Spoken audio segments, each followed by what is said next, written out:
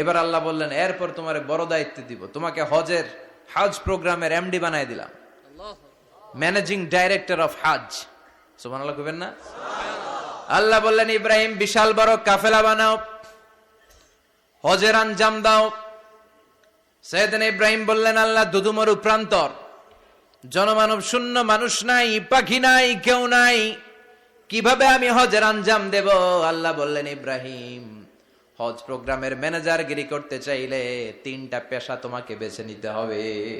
কয়টা? এই 3টা পেশা এর সমন্বয়ে তুমি হজের প্রোগ্রামের আঞ্জাম দিতে পারবা। পেশা নাম্বার 1 তোমার রাজমিস্ত্রির কাজ করতে হবে।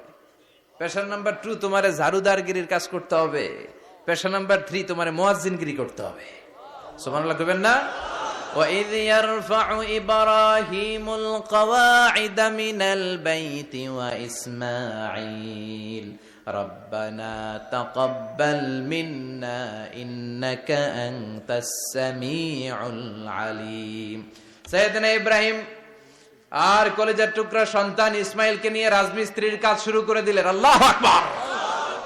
কাবা ঘর ভেঙে চুরমার, বাপ বেটা মিলে রাজমিস্ত্রির কাজ, পাথর কেটে কেটে বাপ বেটা মিলে কাবা ঘর বানায়। পেশা নাম্বার 1 শেষ। পেশা নাম্বার 2 ঝাড়ুদারগিরি।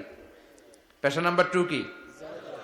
আল্লাহ বললেন তাহহিরা বাইতিয়া লিত-তাইফিনা ওয়াল আকিফিনা ওয়ার রুকআইস সুজুদ।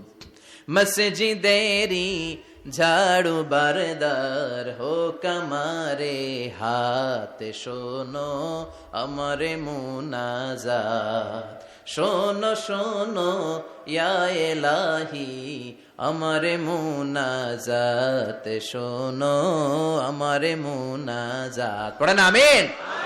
আল্লাহ বললেন তাহেরা পরিষ্কার করো, মানে ঝাড়ু দাও। বাইজি আমার কাবা ঘর, লিত্তাইফিনা তাওয়াফকারীদের জন্য, ওয়াল আকিফিনা ইতিকাফকারীদের জন্য, ওয়ার রুকআইস সুজুদ রুকুকারীদের জন্য, সিজদাকারীদের জন্য। ঝাড়ু দাও। বাপ বেটার রাজমিস্ত্রিগিরি শেষ, এবার ঝাড়ুদারগিরি শুরু। সুবহানাল্লাহ বলেন। এরপর আল্লাহ বললেন 3 নম্বরে মুয়াজ্জিনগিরির কাজ করো। ওয়াআযযিন ফিন-নাসি বিল হজ্জি ইয়াতুকা রিজালাও ওয়া আলা কুল্লি দামিরি ইয়াতিনা মিন কুল্লি ফাজ্জিন আমিক। ঘর বানিয়েছেন, এই ঘরে তোমরা হজ করতে আসো। সাইয়েদনা ইব্রাহিম বললেন আল্লাহ আমি আর আমার পোলা ছাড়া কেউ নাই। কেউ আছে? মানুষ নাই, আপনারা কেউ নাই, আমি কার সামনে আযান দেব? আমি কার সামনে ঘোষণা দেব? আল্লাহ মানুষ নাই, প্রাণী নাই, পাখি নাই, দৃশ্যমান কিছু নাই, কোথায় আমি ঘোষণা দেব? আল্লাহ বললেন দাঁড়াও, দাঁড়িয়ে তুমি আজান দাও, ঘোষণা দাও। তোমার এই আজানের আওয়াজটা গোটা বিশ্বের সব মানুষের কানের ভেতরে আমি আল্লাহ পৌঁছে দেব। আযিন ফিন-নাস বিল হজ, হজের আজান দাও। উনি আজান দিলেন আইয়ুহান নাস ইত্তাখাযাল্লাহু বাইতান ফাহুজ্জু। আল্লাহ একটা ঘর বানিয়েছে, যাদের সামর্থ্য আছে হজে আসো। সুবহানাল্লাহ পড়েন। তৎকালীন সময়ে গোটা বিশ্বে যারা ছিল সবার কানের ভেতরে এই ঘোষণাটা, মানে এই আজানটা পৌঁছে দিয়েছে কে? আল্লাহ। আমরা তখন ছিলাম পৃথিবীতে? কই ছিলাম? ফি আলামিল আরওয়াহ, রূহের জগতে। রূহের জগতেও আল্লাহ তাআলা আমাদের কানে পৌঁছে দিয়েছেন। রূহের জগতে থেকে এই আজান শুনে আমরা যারা লাব্বাইক বলার সুযোগ পেয়েছি, তাদেরকে এই দুনিয়াতে হজের নসিব আল্লাহ করে দিবেন। তার মানে হজ প্রোগ্রামের ম্যানেজার। সুবহানাল্লাহ পড়েন। পরীক্ষা কারে কয়? কত প্রকার কি কি। হজ প্রোগ্রামের ম্যানেজার বানাইলেন, ম্যানেজিং ডাইরেক্টর, মহাব্যবস্থাপক। হজের আঞ্জাম দাও, আর হজের আঞ্জাম দিতে যে তোমাকে প্রথমে রাজমিস্ত্রির কাজ করা লাগবে পাস, ঝাড়ুদার গিরির কাজ করা লাগবে পাস। আল্লাহর নবী উলুল আজমি মিনার রসুল মসজিদ ঝাড়ু দেয় না, আমরা মসজিদ পরিষ্কার করতে চাই না, আছে না নাই? বালু দেখলেই মুয়াজ্জিনরে গালি, কথা কন।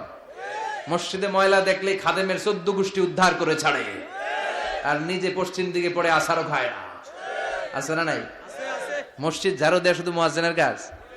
খাদেমদারের কাজ? মসজিদ পরিষ্কার রাখা আমাদের সবার কাজ। চিল্লা এখন ঠিক কিনা? যাদের অন্তরে জ্বালা যন্ত্রণা, যাদের দোয়া কবুল হয় না, আপনি মসজিদ ঝাড়ু দিয়ে দেখেন, মুহূর্তে দোয়া কবুল হয়ে যাবে। অন্তরের জ্বালা যন্ত্রণা দূর হয়ে যাবে, অন্তরের অহংকার নিমিষে কেটে যাবে।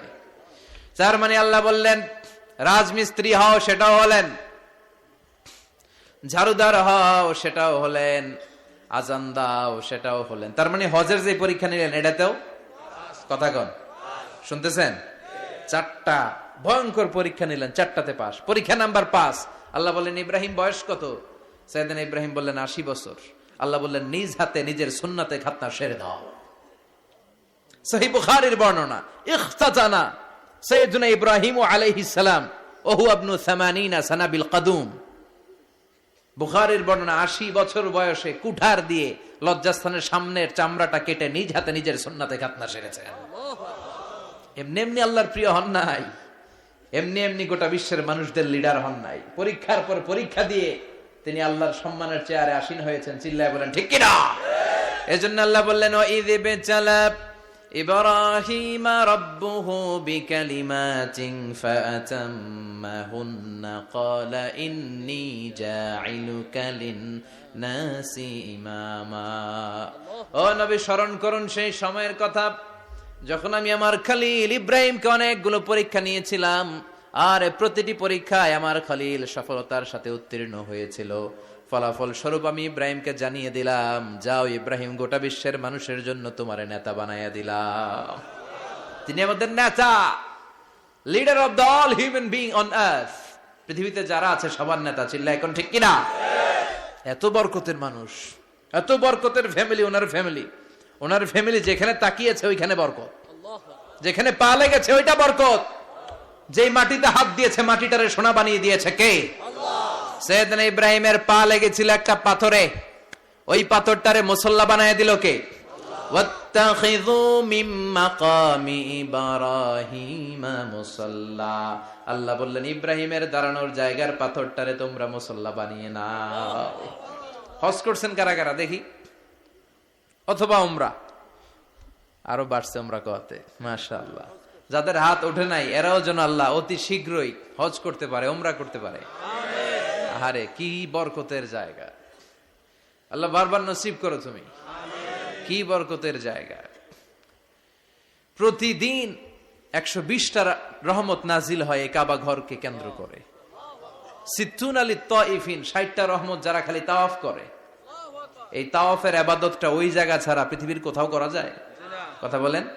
এজন্য 60টা রহমত যারা তাইফিন তাওয়াফ করে। আর 40 লিল মুসাল্লিন, আর 40টা রহমত যারা কাবা ঘরে নামাজ পড়ে। 40 আর 60 100, বাকি রইল কয়টা? ওয়াল 20 লিন নাযিরিনা ইলাল কাবা। বাকি 20টা যারা তাওয়াফও করে না, সালাতও পড়ে না, খালি কাবা ঘরের দিকে তাকায় থাকে। কাবা ঘরের দিকে ফেল ফেল করে তাকায় থাকলো, আমলনামায় 20টা রহমত নাজিল করে কে?